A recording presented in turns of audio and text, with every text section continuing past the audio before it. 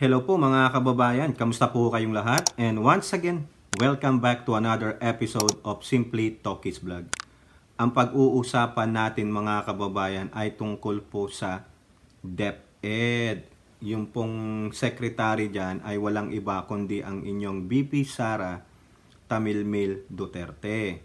No, kasi po, kahapon po sa sectoral meeting ng Pangulo, I think this is special for that department, meron pong ipinag-utos ang ating Pangulo. So, ano po yan? So, sa ulat po ng Presidential Communications Official Facebook page, ayan po, tignan nyo yan. PBBM directs DepEd to focus, let's say, focus on improving teacher competency, feeding program, and addressing bullying to improve Philippines PISA ranking. Kung iba-background natin mga kababayan, ano po yung PISA, no? Kasi maalala nyo, December last year, lumabas yung resulta ng PISA for 2021. Nag-examine po ang ating mga, I think, 15-year-old. No? Mga ano ba yan? 8, 9, almost 9th graders. No? Kung iisipin. Kasi may K-12 tayo eh. Tayo po ay bagsak sa area ng mathematics, sa area ng sciences, at sa area ng reading. No? Meron po dyan yung resulta niyan. No? It is very disappointing. Kasi sa area ng math, 75th place tayo out of 80 participants. Sa area ng reading, ganun din po, 75th. Sa area ng science, tayo ay 78 out of 80 participants. Below po tayo.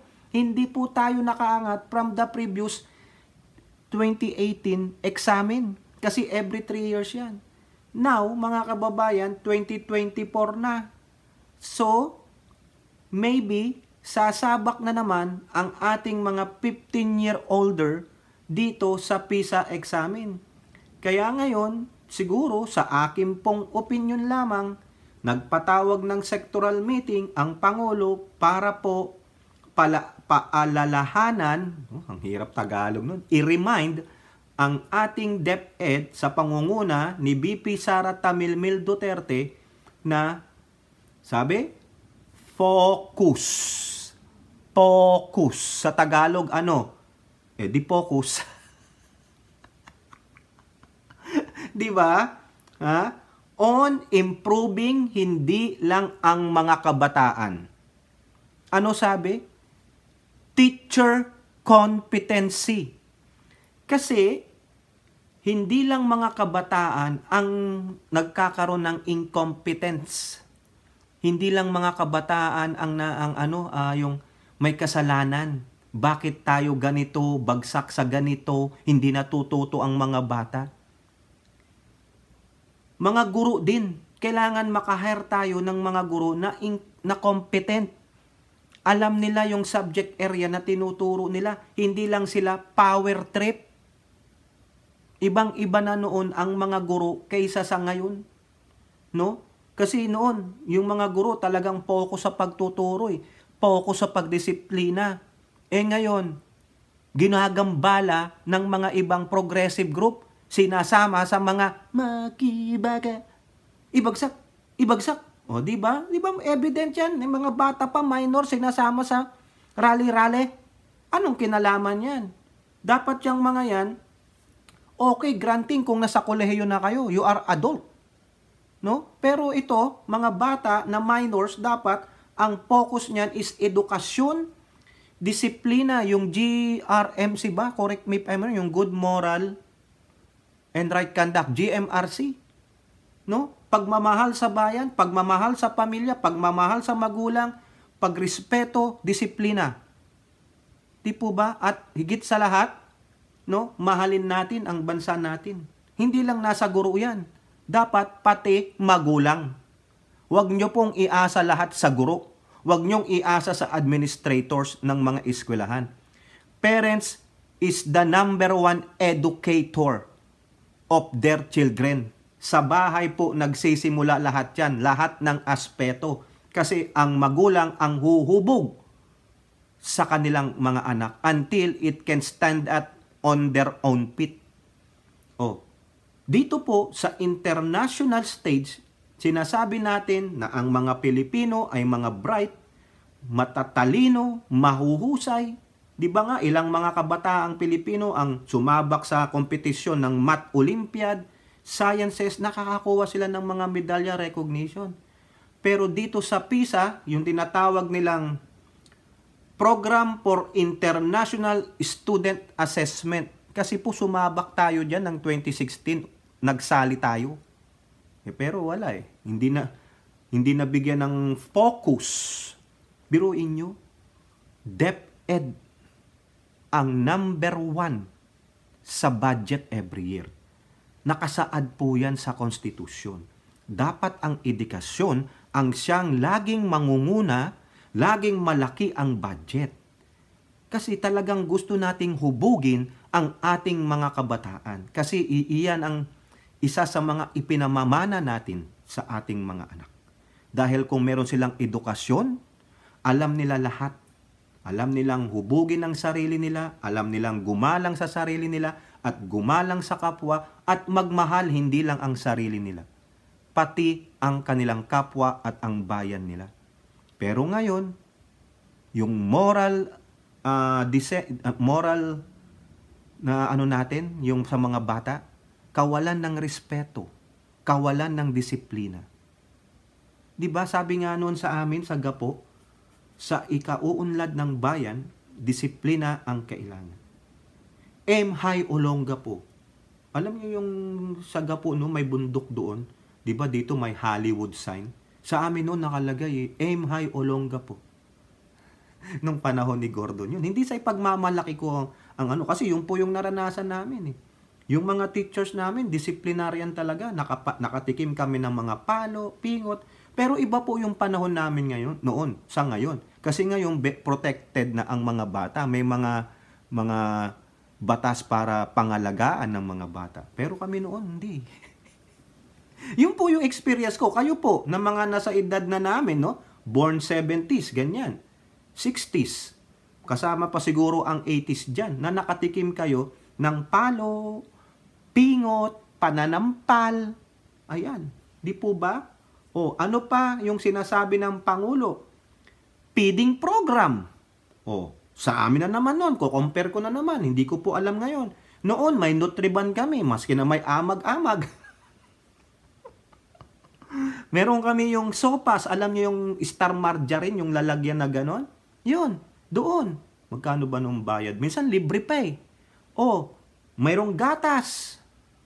Hindi po ako magsinungaling. Kayo po na sinasabi ko, kayo mga pinanganak noon ng 60s, 70s, 80s, matikim ganyan, libre minsan. No? Ngayon, hindi ko po alam kung ano nangyari. No? Bakit sinabi ito ng Pangulo na feeding program? Bakit? Wala na bang feeding program ngayon? Ang laki-laki ng budget ninyo. Billion, trillions. Di ba? And, addressing bullying. Yan pong bullying, may mga bata po talagang gustong-gustong manakit.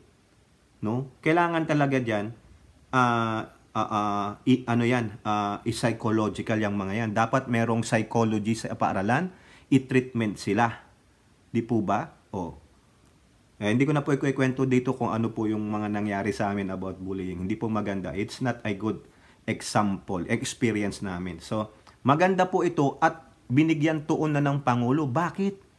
Kasi sa akin pong opinion, ayaw ng Pangulo sa termino nila, tandaan nyo termino nila, ni Tamilmil, na pagdating ulit ng 2025, magkakaroon ng resulta yung 2024 PISA examination, walang improvement. What does it will tell you? Diba? Even though na it's a short-term program lang. Halimbawa kasi, 2021, hindi si Tamilmil. ang DepEd Secretary. Kailan lang siya pumasok? 'Di ba? Noong June 2022. Now you have almost, sabihin mo ng almost 2 years to prepare them. 'Di ba? Mahirap pong na-accomplishment 'yan. Lalong-lalo na nagkaroon ng moral decay, no? Magkaroon ng hindi improvement sa system of education. It become stagnant, no? Bakit? Kasi sobrang na politika. Ano ibig sabihin ng politika? Andiyan na lahat 'yan. No? May programa ka, ayaw nila. May gusto kang i-implement, ayaw nila kasi masasaklawan ang karapatang pangtao. Madi-disadvantage ang mga ganito. Hindi dapat ganito. Wala yan sa konstitusyon. Ganun po eh. So much politicking, walang nangyayari sa atin. Kaya ito, no? Itong ginawa ng Pangulo na pinatawag niya ang DepEd through sectoral meeting just to remind them, we have to show to them na yung ating moniker na matatalino tayong mga Pilipino, kasabayan natin ang ibang mga Asian countries na pag sinabing Asian ka, ayan po ang pagkakakilanlan dito. O, sa mga kababayan kong Pilipino na nandito sa Northern America, o diyan kayo kahit saan man kayo, wala kayo sa Pinas, pag sinabi nga, you're Asian. You must be bright. You must be smart. Which is true. Yung mga anak ko. Lalo na itong pangalawa ko. Hindi ako magmamayabang sa inyo. Yung middle child namin. Straight A yan. Talagang palaaral. Ganun ang mentalidad natin. Hindi sa nakikikompetensya tayo. Yung iba mahilig magkakompetensya, magkahilig magkaroon ng award.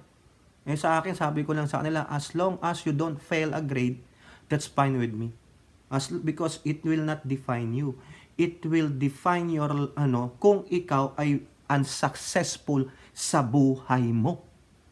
Yun ang gusto ko lang is you do well sa buhay mo. Ayaw ko kasi magbigay ng so much stress sa bata. Kasi sa sobrang stress ng bata that you put in, ay nako, wala. Hindi niya maa-absorb yan. Hindi naman sa tinatouch guys ko yung ibang parents na yung after ng school nila, hey, we have to go here. Hey, we have to go here. Extra activities. Hindi po ako ganun. I want the kids to have a balanced life. There's time for learning. There's time for fun. There's time for wapakels. Di ba?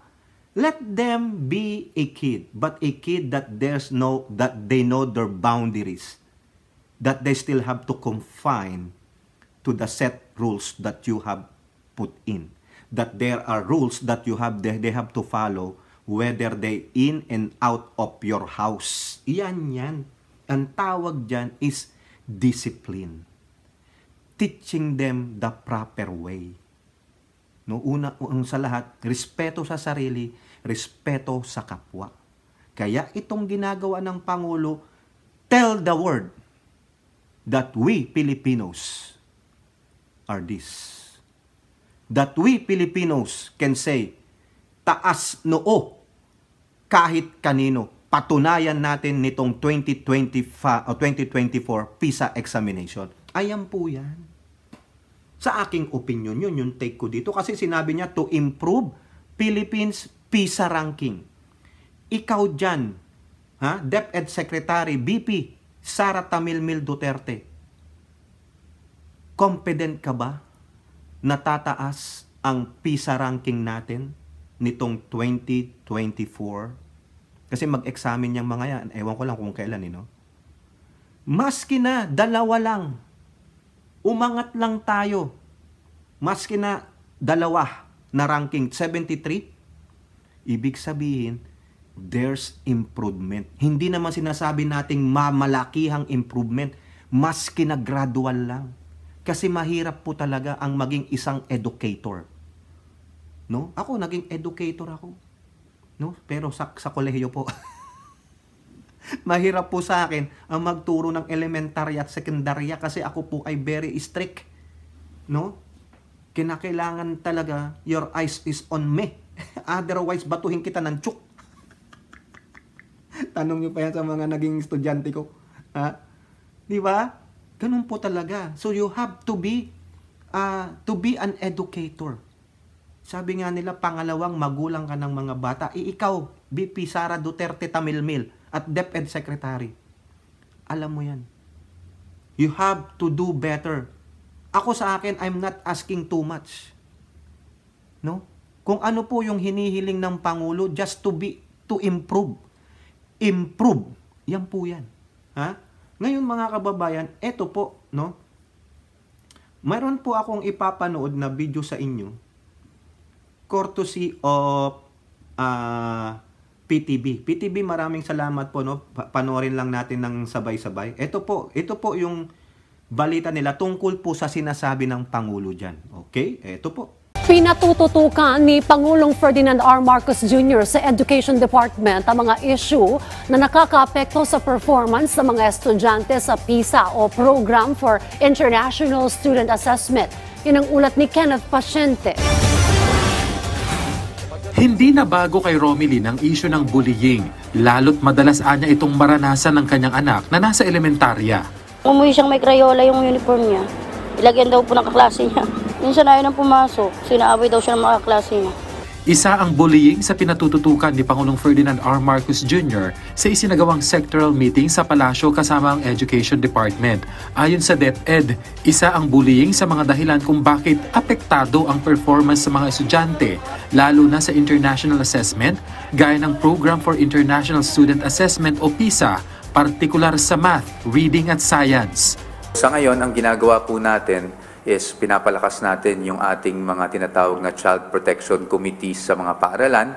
Yung reporting system, we are continuously improving it. Although meron na tayong Learner Rights and Protection Office, gusto natin siguro magkaroon tayo ng hotline sa mas madaling tandaan, for example, para talagang magamit ng mga bata.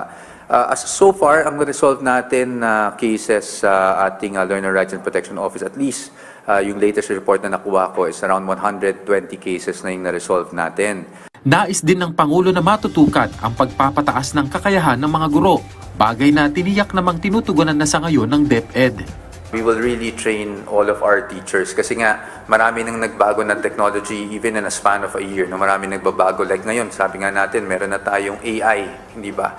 So that's something we are looking at. We will use, of course, the training facility of DepEd to do that. And then there's also, of course, the TEC, yung ating council na namamahala sa talagang quality of teaching. Not just in service or meaning pag nasa DepEd na sila, but pati yung pre-service, meaning bago sila pumasok sa DepEd. So habang nag-aaral pa lang sila para maging guro, ay tinitingnan na kaagad yun ng TEC. Ito siguro yung magandang mechanism para talagang makita natin yung mga paraan, paano natin maiangat yung quality ng ating teachers. No? Because again, as we always say, hindi naman kasalanan ng teachers yan. It's never their fault. It's really the system. Nakikipagtulungan na rin daw ang ahensya sa mga universidad para matulungan ang mga guro na magkaroon ng specialization. Pero giit ng Teachers Dignity Coalition na bagaman makatutulong sa competence level ng mga guro ang karagdagang trainings, mas mabuti raw na unahing tugunan ang hinaing ng mga guro, lalo na ang kanilang benepisyo. Kung gusto po natin ang maayos sa sistema ng edukasyon, kung gusto po natin na umunlad yung kalidad ng ating edukasyon, kung gusto po natin na tayo ay kaya tumaas ang ranking natin sa PISA at iba pang mga pandaigdigang panukat, unahin po natin na ayusin ang buhay, kabuhayan at kagalingan ng ating mga guro. Napapanahon naman at malaking bagay ayon sa DepEd ang paglulunsad ng matatag curriculum o ang revised K-10 curriculum, lalo't mas matututukan ng mga guro ang pagtuturo at makakapag-focus sa mga estudyante sa mga mahalagang asignatura. Dapat matagal na nating ginawa yung decongestion ng curriculum kasi hindi naman yun sa dami ng competencies, kundi kung ano yung mga competencies na mahalagang matutunan ng mga bata. So ngayon, kung nagra-rush ang teachers sa pagtuturo dahil sobrang dami ng competencies, hindi rin matuto yung mga bata. So yung mga skills na dapat na-develop sa kanila, hindi ma-develop. So pagdating sa mga assessments, hindi nila mapakita na kaya nila yung mga international at saka national assessments natin. Isa rin sa tututukan ng DepEd ang nutrisyon ng mga bata, kaya naman puspusan ang kanilang pagpapatupad ng school-based feeding program na sa ngayon ay nasa 11.7 billion pesos na ang pondo. Bukas sisimulan na rin ng DepEd ang Catch-up Fridays kung saan ipatutupad ang Drop Everything and Read, kung saan ilalaan ang kalahating araw sa National Reading Program, habang sa hapon naman ay tuturuan ang mga estudyante ng values, health at peace education. Kenneth Pasyente, para sa Bayan. So ayan po no mga kababayan, at least no ibinalita po diyan na nalaman nyo rin yung mga proyekto na gustong gawin ng DepEd sa pamamagitan po ni Undersecretary Powa at yung isa. Bakit kaya, ang tanong ko dito, bakit hindi humarap doon sa presko na yon si DepEd Secretary Sara Tamilmil Duterte? O baka sabihin ng mga mga burak supporter nila, busy yan hindi lang naman siya DepEd Secretary, VP siya, saka co-vice chair siya ng NTFL-CA.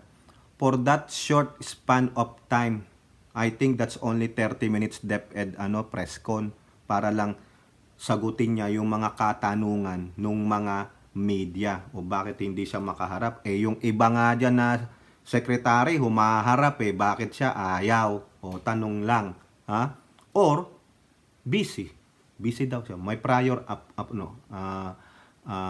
appointments o engagement, kaya nga mga may undersecretary.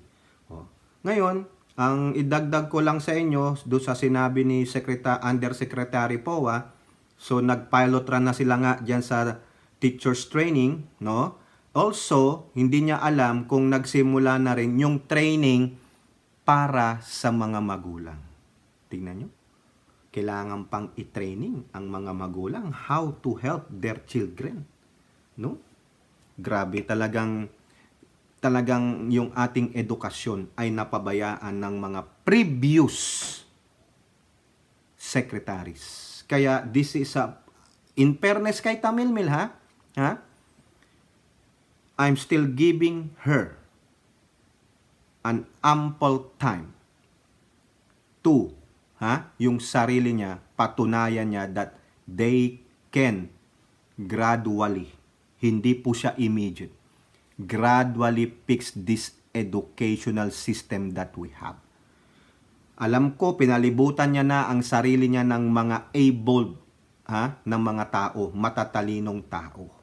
Kaya nga, di ba, sabi nila, if you can remember this, yung picture na yan, nilaunch nila yan ng January 30, 2023, the Matatag Program. Ano po ang sabi nila? Matatag curriculum is for learners' overall performance, not just for PISA. O sige, given na yan. Pero what do we expect from you? You said this is for overall performance, therefore, one of them is PISA. The Program for International Student Assessment. No? Kung iaano ko lang to, sabi niya, it is not just for PISA itong Matatag program na ginawa ng DepEd. It is for the overall performance. Siguro sabihin na natin, this is the phi o yung phi yan, hinati nila yan, and one of that, no, siguro ilang porsyento diyan ang PISA, so nandun pa rin siya sa sinasabi nating overall performance. Tama ako, mali ako. Di po ba? Department of Education official on Thursday clarified that the Matatag curriculum, which aims to decongest basic education competencies, was established not just to improve Filipino learners' performance in international assessment, like the program for the PISA. DepEd Secretary spokesperson Michael Powa said the revised curriculum is a product of a review of the current K-12 curriculum made by more than 1,000 basic education experts from the government, private sector, and abroad. So, iyong Matatag curriculum, although hindi naman iyong PISA talaga yung nag-trigger sa kanya, there was really a need to review our curriculum. Of course, we are expecting that the Matatag curriculum also helps improve our performance in international assessment. Tama ako. Diba?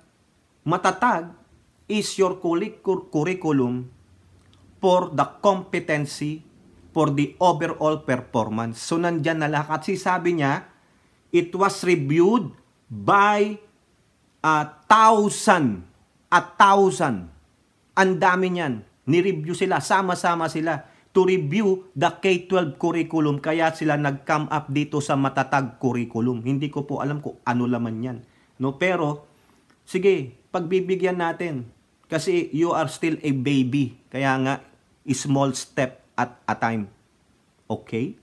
So you have until, no, titignan natin ang resulta nyo sa PISA pagkatapos may labas ang result. Okay, sana umangat lang. Isa o dalawa, pwede na. Kasi ako, hindi ako yung, ay, biglaan. Wala naman to tayo. Tulad nito, wala tayong yung power na, number 75 ka, bigla kang nag-jump ng 1. Hindi, ang galing mo. Ikaw na. O, di po ba? Ngayon, yung ginawa ng Pangulo, hindi, sa aking opinion, no, gusto niyang ipanawagan sa DepEd, no, hindi naman sa sasaklaw sa inyong trabaho, but I just want to remind you, sinusuportahan pa rin kayo ng presidente. Baka ganyan, tinanong pa ng presidente, ano pa ba ang kailangan ninyong tulong from the national government? Di po ba? Lalong-lalo na ang feeding program, lalong-lalo na sa bullying. Ang bullying, maaring mawala yan if there is a very strict policies. The way we discipline those bullies. The way yung pagpapakalap ng dissemination information about the effects, about yung maaring maging ng bullying sa nangbubuli at nabubuli at sa komunidad. Kailangan yan. Kailangan dyan, merong mga, yung mga barangay level sana kung pwede, no? Magkaroon kayo dyan, sila kapitan, kung gusto nyo. Yung mga kabataan nyo, maging role model dyan sa lugar ninyo. Pwede kayo dyan, once a month, magpa-seminar kayo about bullying. Anong gagawin sa mga batang nambubuli? Sige ka, ikaw. Sa mga bata kami noon, ikaw, sige, batukan mo ako, susumbong kita sa papa ko. Sige, isa pa. Sige pa, manaboy ka pa ng buhangin. Ano gagawin mo? Sabuyan din kita ng buhangin. Maalala ko lang mga kababayan. Nakakatuwa. Pag nakakita ako ng mga ganung bata. Bakit mo ako sinuntok? Kasi gusto ko. Gago ka. Mga bata, di ba? Bakit ka ng batok? Ba't mo ako binatukan? Ang sakit nun na. Tapos pupormahan na. Ganun Di po ba? So, itong matatag program, the DepEd is banking on it. Dito sila nagre-rely. Kasi this is the review or the product of review of 1,000 experts, education experts from the government, from private sector, and abroad. Pero yun may abroad pa. Humingi pa sila ng advice sa mga yan, sa mga reviewer. O therefore, dito ako kikiling sa matatag nila. Kailangan ito ma-disseminate, ito maigi. Di po ba? So hindi lang daw po yung pang PISA, pang overall performance. Sige. Bigyan ko kayo ng time, pero don't be too late because you will be judged by this.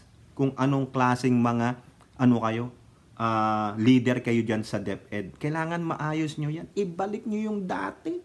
Tayo ang mga top performers. Ngayon, naunahan na tayo ng ibang bansa. Mga hilangya, O ngayon, mga kababayan, may gusto akong iparinig sa inyo. May gusto po akong iparinig sa inyo dito. Na kung pagpasensyahan nyo na eto po. Dito sa ng DepEd. Doon po sa mga nabanggit na dahilan kanina ni Ms. Daphne, yung bullying, tapos yung gadgets, yung pong language at home, pwede po bang pakipaliwanag lang paano dagdag yun naging dahilan sa mababang scores po ng ating mga estudyante? Oo. Ang sinasabi doon sa PISA, yung mga batang nagsasalita mostly ng English sa bahay ay mas mababa ang performance nila sa PISA. Okay? Pero ang resulta na to, we cannot really make, how do you call that, hard conclusions at this point. Kasi sabi ko nga, 2 PISA pa lang ang nasasalihan natin, 2018 at saka 2022. So noong 2018, walang difference ang performance ng mga bata na nag-i-English sa bahay at hindi nag-i-English sa bahay. Ngayong 2022, may difference ang performance nila.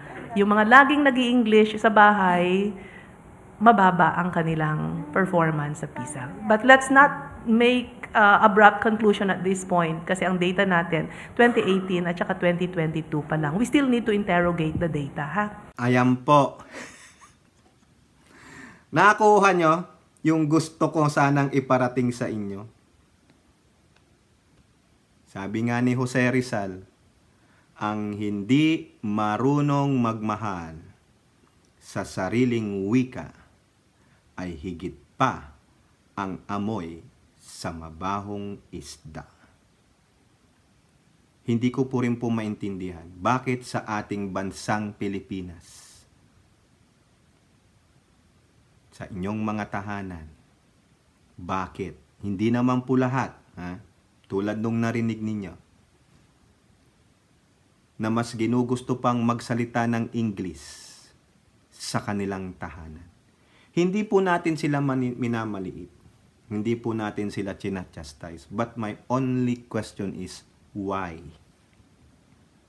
Baka mas magaling pang mag-English ang anak nyo kaysa sa magsalita ng Tagalog. Base rin po dun sa sinabi ni Yusek Gina Gonong, Gonong palang last name niya, na mababa ang score sa PISA ng mga bata na ang language na ginagamit sa bahay ay English. Akala ko naman, mas mababa ang nakukuwang result. Teka, ano yung ilong ko? May sugat ang ilong ko. Mababa ang score sa PISA ng mga batang hindi marunong magsalita ng English. Kasi ganun na po yung trend ngayon. Parang mas maganda pang magsalita ang mga bata ng English para maging competitive daw sila. Samantalang, yung mga karatig bansa natin, tignan nyo na lang po ha, example lang to, I'm not maligning anyone or the leader of the land. Pansinin nyo yung isang video dito nung nagkaroon ng pag-uusap si President Widodo and President Bongbong Marcos. President Widodo is reading or saying his statement in their own language. Tinatranslate lang. Pero tayo, sobra tayong I don't know, I don't wanna say it. Baka sasabihin nyo, napaka mo naman, discriminatory ko, mayabang ka, tokis. Ikaw nga, nasa Amerika. Ano ba ginagamit kong salita? Dito sa bahay namin, Tagalog. Tinatagalog kong mga anak ko. Di po ba? Umayon tayo kami nandito sa Amerika. So therefore, we have to teach them how to speak the language in here para hindi magkaroon ng language barrier. Sa atin, sa Pilipinas, ano ba ang lingwahe natin? Di po ba? Paano na yan? Sa dami rin ng dialekto or lingwahe natin, minsan nahihilo na tayo tapos mag-English pa. Hindi naman sa pagmamasama sa English. Di po ba? Pero, sa loob ng tahanan, hindi masamang turuan nyo sila ng English, pero the way you talk to your kids in an... ewan ko, no? Kasi siguro, alam nyo na, parang hindi ka naman dyan, ma-out of the blue, o para at least, pag nakausap mo ang banyaga. Diba? Marami dyan, mga hypocrites din. Yung iba dyan. Ayaw sa banyaga, pero, tinan mo, panay naman English sa bahay nila. No, kuha nyo yung point ko mga kababayan. Kaya sinabi ko na lang, ang hindi marunong magmahal sa sariling wika ay daig pa ang amoy sa mabahong isda o malansang isda. Sinabi lang, nagpakatotoo lang kasi ayun ang sinabi sa resulta ng PISA. Ayun yung datos. Pero sabi niya, we cannot really rely on that because we only have 2 years of PISA exam. No? We have to still examine the data. Okay? So yan po mga kababayan, no? On the long run dito titignan natin, no? Kasi darating itong PISA examination whether 2024 or the next year, basta papasok at papasok tayo diyan, mag-e-examine tayo kasi nagpa-member tayo diyan. Now, makikita natin itong matatag curriculum ng DepEd sa pangunguna ni BP Sara Tamilmel Duterte kung effective yung ginagawa nilang mga programa. Programa para sa mga teachers, ma-improve ang kanilang teaching proficiency. Programa para sa mga magulang, how to help their kids in all aspect, no? In their life, education, their personality, no? How do they conduct themselves, no? At the same time, mawala ang bullying. Whether physically or verbally. Hindi ka nga napi-physical bullying pero they keep saying bad things to you. That's bullying still. Verbal naman yon. At also, no, sana yung feeding program. Nandyan naman po si Presidential Advisor for Poverty Alleviation, Secretary Larry Gadon. May idea rin po siya dyan dati. Di ba? Ano ba yung BBM? Batang busog, malusog. Batang busog, matalino. Di ba? Ganun yan yung si Atty. Larry Gadon. Kaya dapat DepEd Secretary, no, kung may pondo ka o humanap ka ng mga NGOs that will help you how to feed the kids, lalo na yung mga bata talaga na hindi nakakain ng almusal. Instead na pumunta na lang sa school, ayaw na nila kasi mahirap sila. Sila pa ang maghahanap buhay o katuwang ng magulang para sa hanap buhay kasi salat sila sa pagkain. Di po ba? Ang dami dyan. Madami po. Kaya dapat talaga ito, yung mga tulad ni Secretary Gadon, kailangan makakuha kayo ng magandang programa dyan para ma-alleviate ang poverty sa atin. Di ba? Ang gusto nga ng Pangulo, food security. Kaso ang daming ngaw, mga kababayan. Gagawa ng programa ang Department of Agriculture. Ganito. Tumaas lang ng 10 piso yung halaga ng ganito. Ganito, tumaas na naman. Di po ba? Hindi kasi sila makapag-antay. Parang lahat na lang ng gagawin ng Administrasyong Marcos ni Ninong PBBM is truly also in a microscope. Puta naman. Kita nyo naman ang economy natin. Talagang pilit na itinataas. Di ba? Tapos kayo magsitigil nga kayo. Sobra-sobra nga ang pagkain ninyo. Kayong mga lawmakers natin, kayong mga progressive dyan. Visit kayo. Hindi totoong yung kapakanan ng taong bayan ang iniisip ninyo. Ang iniisip nyo is what's in it for me? What's in it for our group? Tulad na lang nung sinasabi kanina doon sa balita ng PTV, yung grupo na yun, yung lalaki. Sabi niya, ibigay daw po yung para sa guro. Nakalagay doon sa kanilang kahusayan sa pagtuturo. Ayun yung gagawin ng DepEd Yung compensation, it will come. Alam din ng Pangulo yan. Biruin mo nga nag-sectoral meeting sa DepEd. Alam niya yan, paunti-unting tinitignan. Di po ba?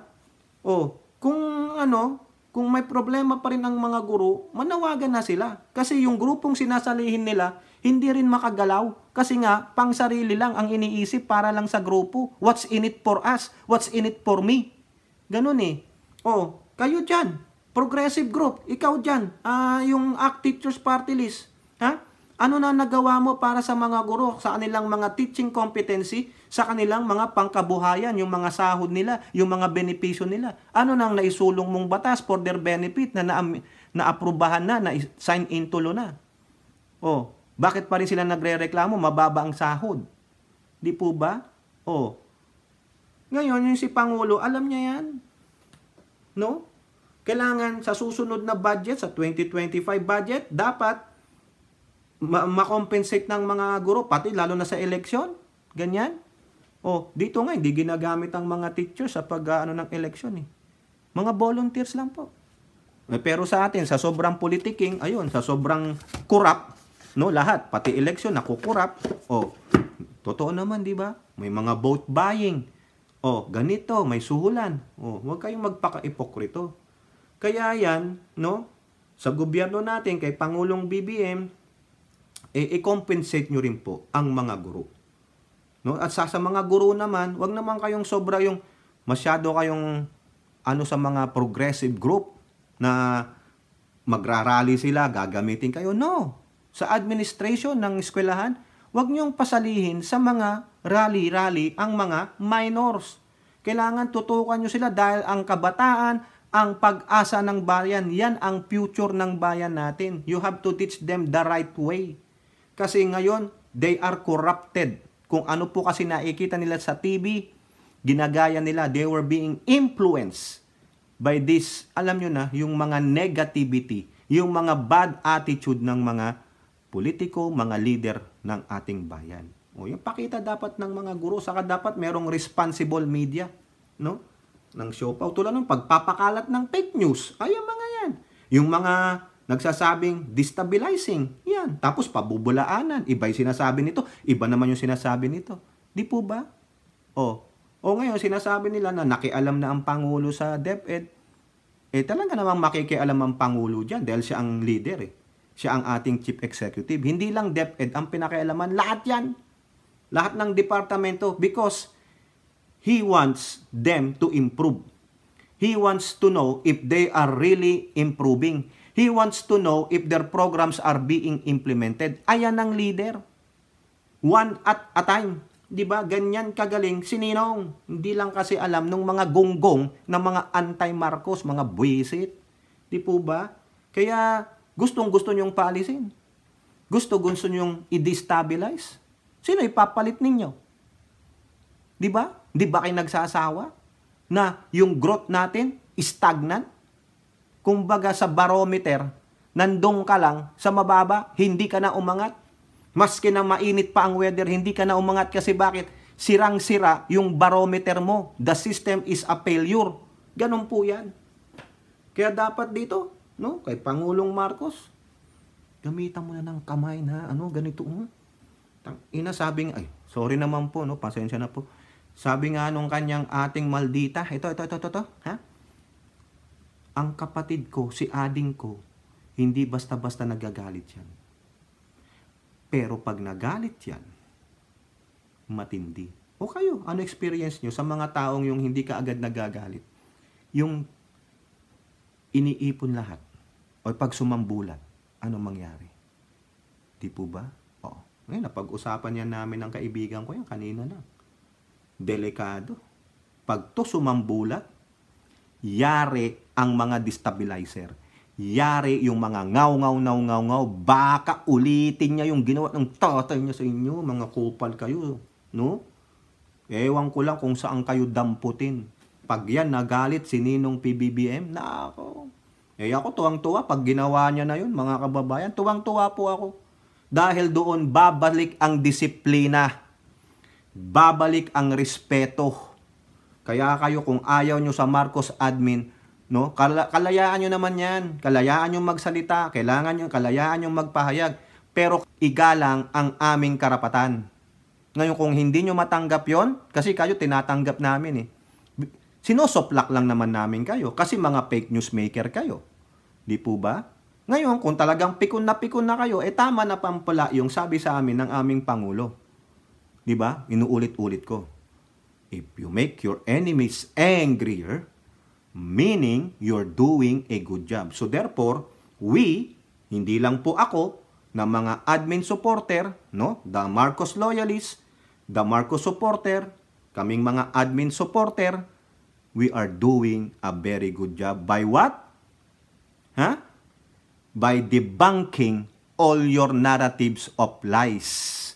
By debunking all the narratives of your fake news. Kaya dito, kay BP, DepEd Secretary Sara Tamilmil Duterte, you are really inside the microscope.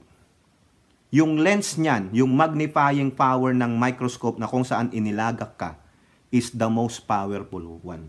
Kasi, dito makikita, nasabi ko sa inyo, sa matatag curriculum mo, kung ano ang kahinatnan ng ating international assessment, kung magtitake na ang mga 15 years old ng examen sa math, sa reading and sciences.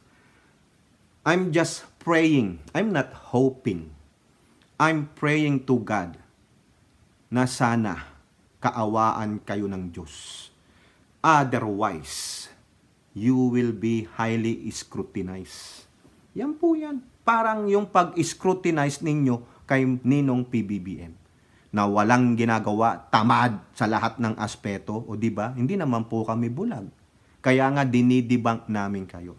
Kami, ikikriticize namin si Sara Duterte, no? Kung hindi niya ito ma-improve. Kung wala po talaga, kung ang masama lalo pang bumagsak, therefore, scrap everything. Better yet, just leave. And magpasok kayo talaga nung may alam na gagawin dyan. Di po ba? Kasi, kalahati na ng termino eh. Di ba? Magto 2 years na siya. 2025, 3 years na. Wala pa rin improvement. We need something. Di po ba? Kung yung ibang department nag-i-improve, why not their department? O ngayon, di ba? Sabi, pina-implement na yung, nagsimula na yung Catch Up Friday. Reading yan. O sige, given yan. Bigay na natin yung isang araw sa pagbabasa. Kasama ang mga guro. Dapat, isama nyo rin yung mga magulang na hindi marunong magbasa. Tama, mali. Marami din dyan. Yung hindi ko po sa pag-aano ha, yung mga no read, no write, isama nyo na. Diba? Maglagay kayo dyan ng isang room o whatever. Wag na kayong mahiya. Kapalan nyo na ang mukha ninyo kasi kung mahihiya kayo, walang kahihinatnan. It doesn't matter what other people say. Let them talk about you or behind your back. But it's for your own good. It's for your own improvement. Ano ngayon kung no read, no write ka pero hindi ka naman bastos? Ano ngayon kung no read, no write ka, hindi ka naman nambabalaura ng kapwa mo? Diba? Sino ang mas may karespeto? Yung highly educated pero burak ang namumutawi sa bibig. Yung highly educated pero walang respeto sa kapwa. Yung highly educated na walang pakialam sa inyo. Yung highly educated na malakas magnakaw sa kaban ng bayan.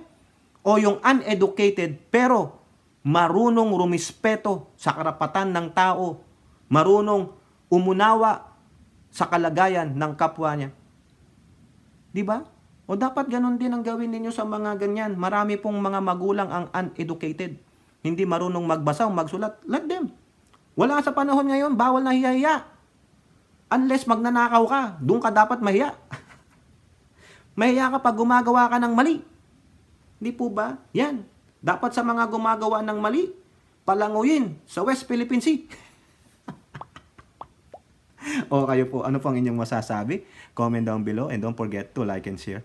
Hope to see you on the next videos. Bye-bye. God bless.